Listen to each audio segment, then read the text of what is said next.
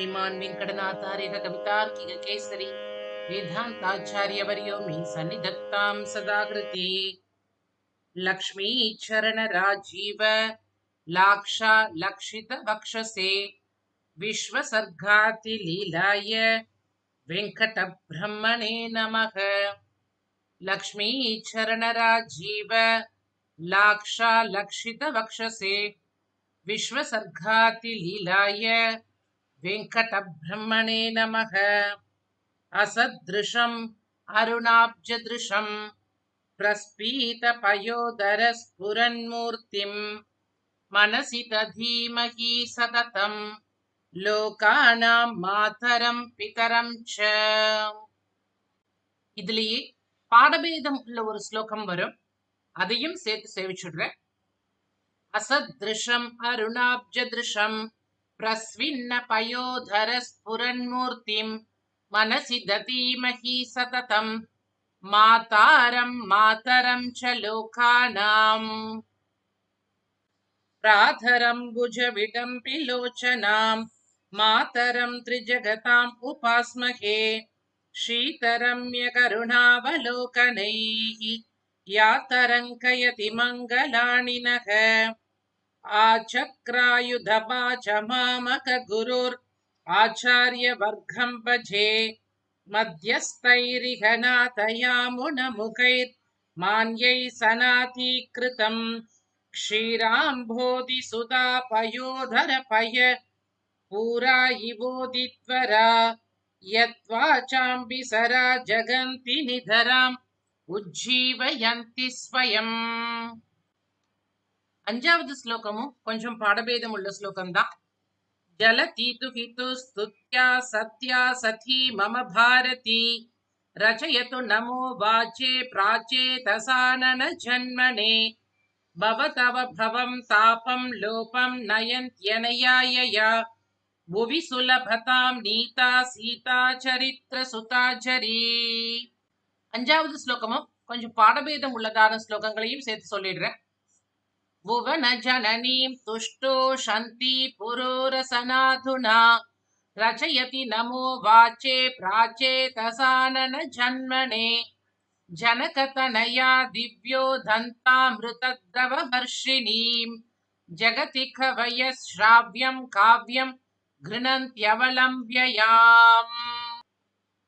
पराशरमुनिश्रितुर्प्रणति कर्म कुर्मस्तराम् अहीन गुणशोभितैरमृतसाधनोत्कण्डिभिः यदीय कृति सिन्धुना विमतितेन यत्नाद्भुतैः प्रकाशमिह नीयते परमपुरुष प्रेयसी धत्या धत्य कुदृष्टि सर्प गरुडस्त्रय्यन्द विद्या गुरुः श्रीमान् वेङ्कटनाथ देशिकमणि श्रेयांसि भूयांसि मे दत्से दृष्टिलभेन देवि भजतां यात्वं विभुत्वं रमे तस्याहन्त तवापि येन विभुता सुष्ठु प्रतिष्ठापिता शीतज्योतिर्शिखरि नगरी सागराम्भोदरादेः जल्पं जल्पं जलजनिलये अन्तविद्या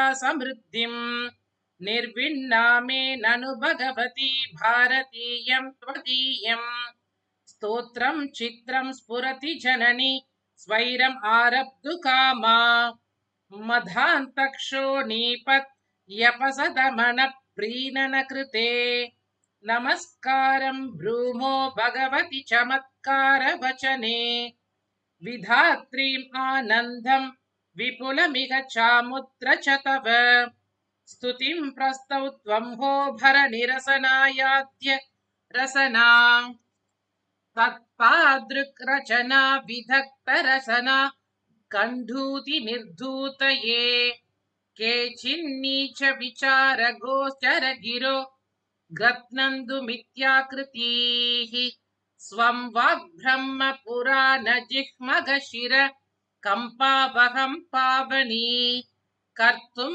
देवि वयं पुनस्तव कथारम्भाय जृम्भामहे शय्या शब्दगणानुशासनगण छन्दोमयं वाहनम् सोधर्यस्तु कलानिधिस्तव रमे सोनुश्च वाणीपतिः तस्यास्ते पुरतस्तवं मितमति वोजृम्भितं श्रावयन् पुञ्जाविक्रयिणः शयामि पदवीं माणिक्यपुञ्जापने कवीनां प्रजानां कबलितसुधास्वाति ममतैः अनुचानैर्स्तोत्रैर्श्रुतिजडिमबाजो जननि ते अजामित्वायैव स्तवमिमम् अकूपारतनये वियाताग्रत्नीमो विहसनपदैर्कैरपि पदैः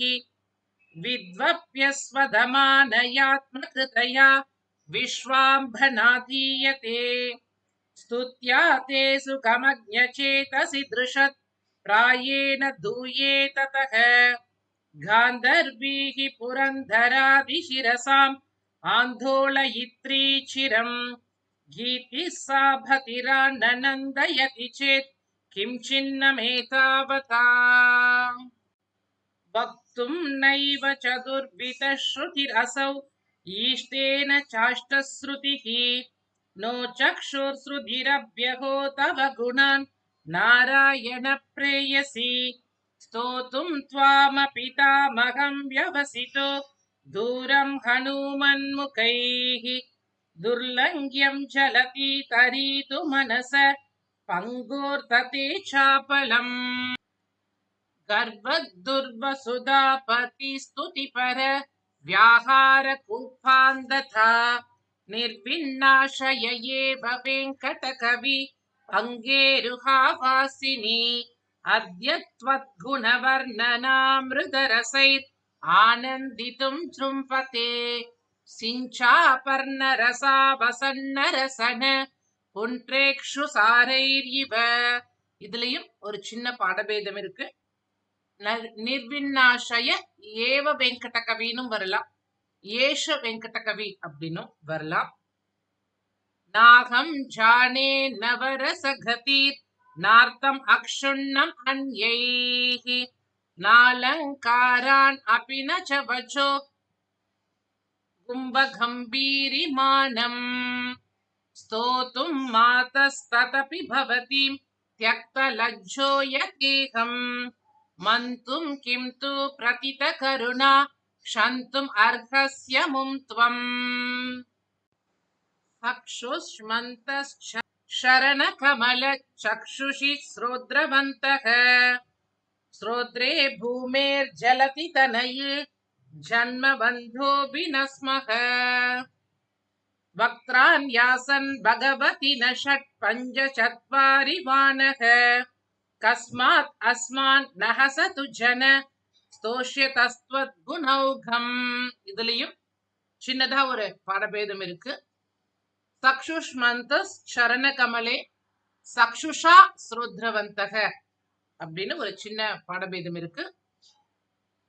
அபூமிஸ்த்வத்பூமா जननि जरतीनामपि गिराम् असौ कस्मान् मातृक् कृशजनमनीषोक्तिविषयः असख्यानाम् और्वाग्निभिर् अपि निपीतुं निधिमपाम् अपारं तं पाधुं मशकशिशुक किं प्रभवति प्रकृष्यन्ताम् अस्मत् परमिधर काले विधिमुखाः वयं मातस्तेवा तवनुति दशायां समधियः निकर्षोत्कर्षौस्तु निशितु शशिगत्योतमहसोः दिवाको वा भेतो दिनकर करव्रात जटिले वाग्भिर्घोरकितानि ते रचयत स्तोत्राणि वाणीपतेः अस्माकं सुमितां स्तुतिं कलयताम् अभ्यम्बतुल्यं फलम् कौभेरीं श्रियमानसे बहुतरैः कश्चित् तभोभिश्चिरात् येनामाशु कुचेलयेव जगृहे धाना प्रधानातपि. आसन् धन्यतमा गुणान् तव बहून् आस्वाद्य शक्राधयः गृह्णन्तोऽपि गुणार्णवामृतकणान् मातः कृतार्था भयम् आचामन्ति सुधाझरान् सुमनसो द्वित्रांश्चकोराकणान् येनाङ्गात् अविशेषम् आर्तिशमनम् तत्रोपयेषाम् अपि देवी श्रीवृषशैलदेवदयिते दाक्षिण्यपन्यक्षिते मातः साहसतस्तवस्तवमिमम् कर्तुम् प्रवृत्तस्य मे उन्मीलन्तु परम् गिरस्तव कराळङ्कारपङ्केरुह प्रोत्तुङ्गक्षडङ्ग्रिसङ्गविसरत् ஜங்கார சங்காகிருதக. இதுலயும் சின்னதா சில பாடபேதங்கள் இருக்கு, அதையும் சேவிச்சுடலாம்.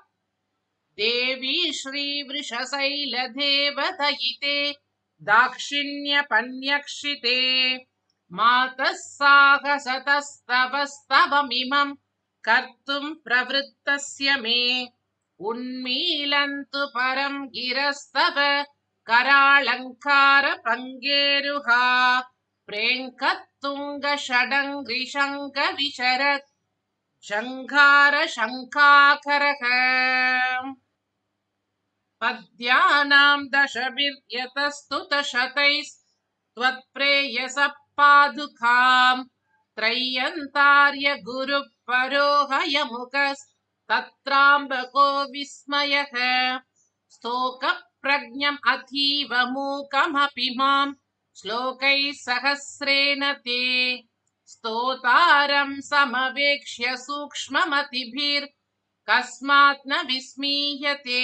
இதுலயும் ஒரே ஒரு பாடபேதம் எங்க வரும் அப்படின்னா, த்ரையந்தாரிய கவி பரோகய முகஸ் அப்படின்னு 2வது லைன்ல வரும். மன்யே சத்ஸ்வபி வாங்மயேஷு விதுஷாம் अन्येषु धन्यैर्भूतैः उक्तिर्मे भुवि देवि तावक गुण स्पर्शात् उपाधीयते भद्रे त्वत्रमण प्रशस्त चरण द्वन्द्वैक संसर्गतः भर्ग स्वर्ग दुनीं बिभर्ति शिरसा भूयस्सु सत्स्वम्बुषु तव स्तोत्रे मन्ता कदिचिदपि चित्रेऽपि कमले न विन्दस्यानन्दं यदि तदपि न म्लायति मनः सृजे देव स्रष्टा सकिल विपुलेऽस्मिन् क्षितितले चमत्कारानन्दानुभव चतुरान् द्वित्रिचतुरान् चुचारु मधुमोचिका रचमुचो वचो देवता कुचामृदकचा कचि प्रतनचाधुरी मेदुराः नरा सदतमिन्दिरा गुणकदा सुधादोहनीः उपाद्वमिह वेङ्कटात्वर कवेर् उधारा गिराः. இதுலயும் சின்னதா ஒரு பாடபேதம் இருக்கு. சுச்சாரு மதுவீச்சிகா அப்படின்னு வந்தாலும் சுச்சாரு மதுமோச்சிகா அப்படின்னு வந்திருக்கு ஃபர்ஸ்ட் லைன்ல. அதே போல குச்சாமிருத கச்சா கச்சி பிரச்சுர சாதுரி, அதே போல பிரதன சாதுரி அப்படிங்கிறதும் பாடபேதமா வந்திருக்கு. வைரம் பிரரோஹயது பத்ய சகஸ்ரமாஷு தாசஸ்ய மே வதனசீம்னி தவாவலோகः யக்வாபி ஹந்த சகிருதஞ்சலி பந்த பாஜி ஜந்தௌ ஜகத் ஜனனி சௌதி சகஸ்ரம் அக்ஷ்ணாம். இதுலயும் சின்னதா ஒரு பாடபேதம். பத்ய சகஸ்ரம் ஏதத் அப்படின்னு வந்திருக்கு, பத்ய சகஸ்ரம் ஆஷு அப்படின்னு வந்திருக்கு. பங்கஜ நிலையே ஸ்தோத்ரம் வெங்கட கவி கீதம் ஏதத் அபிகீதம் கிங்கர கிருதமிதி கிருபயாத்வம் கலயித்தும் அர்ஹசி பிரசீதந்தி ரசிகாலிபிர் ஆஸ்வாத்யம் ரம்யம் ஸ்ரீகர விலசத் அலங்கரணம் விகசது சூர்யாலோகாத் பத்ம நிவாசே சகஸ்ர பத்ரமிவ. இதுலயும் சின்னதான ஒரு பாடபேதம். विकसतु सूर्यालोकात् पद्य सहस्रं सहस्रपत्रमिव रसिकालिभिरास्वाद्यं रम्यं श्रीकरविलसत् अलङ्करणम् विकसतु सूर्यालोकात् पद्मनिवासे सहस्रपद्ममिव इति श्रीमद् वेङ्कटाद्वरि विरचिते श्रीलक्ष्मी सहस्रे प्रारम्भस्तबकः सर्वत्र गोविन्द नाम संकीर्तनम् गोविन्द गोविन्द।